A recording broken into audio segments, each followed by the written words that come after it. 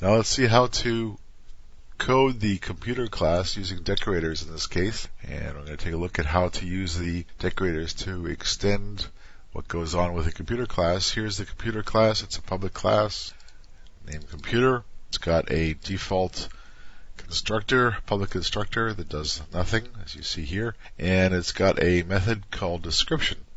The description method is going to simply return the word computer. Very, very simple, very minimal description in this case. So as you see, it's public method. It returns a string and the method is called description, and the string it returns is a computer. It's just computer. So this is a very basic computer class, and there's the description method. Now we're going to start creating decorators to augment that class. In order to create decorators, we're going to create an abstract class called component decorator, which extends the computer class. It's abstract so that this class has to be inherited before you can actually use it. And this is going to be the component decorator class. It specifies that there's going to be a description method inside each class that implements this, extends this component decorator class. So this is going to be the basis. This component decorator is going to be the basis of our decorator classes. Extends the computer class, as you see here, into this class called component decorator, which will be the basis of the decorator classes.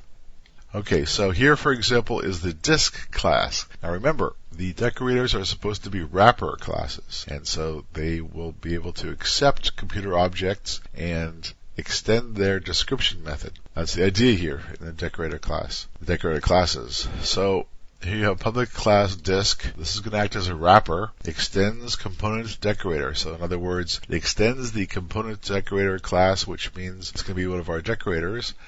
And don't forget that the component decorator class in itself extends the computer class. So we're going to now work on creating the disk decorator, and it's going to take in its constructor a computer object, as you see here, and store the computer object in an internal variable called computer. So when you create a disk wrapper, you pass it a computer object, and it's going to store that computer object internally. Okay, and then the next step is, having stored that computer object internally, you want to augment the description method of this disk class by returning the computer description. In other words, that's the description of the computer itself, and add to it the text and a disk. So if you were just to pass this constructor a normal computer object, then that computer object will be stored, and when you ask for the description of the disk wrapper, you get the computer object's description plus the text and a disk. So that is the fundamental way that the decorator pattern works. It allows you to use wrappers to decorate the functionality of the internal objects that it's been storing. So here you are. Then you could also create a CD class, which extends component decorator as well. And this is going to add a CD-ROM drive to your computer.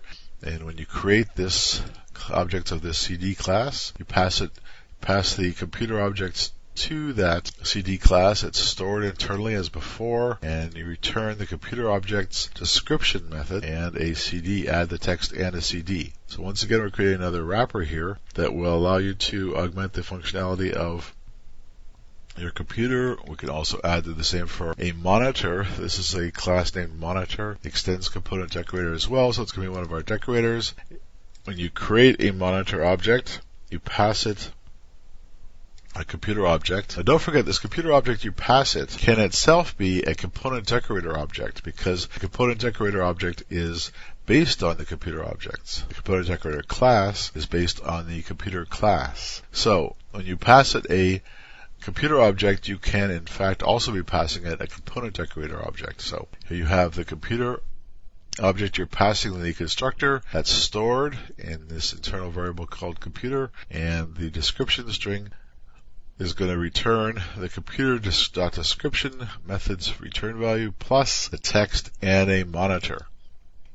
And so there you have it. That's in essence the decorator design pattern. You construct a series of wrappers that allow you to customize the functionality of a particular object just by passing that object to the wrappers. In this case, you pass the object to the wrappers constructor, and then, as you see here, that customizes the description method by adding to the computer's description method whatever the wrapper represents, and a monitor, for example. So next we're going to see how this works, how this actually works by testing it out, and we'll put the decorator design pattern to work.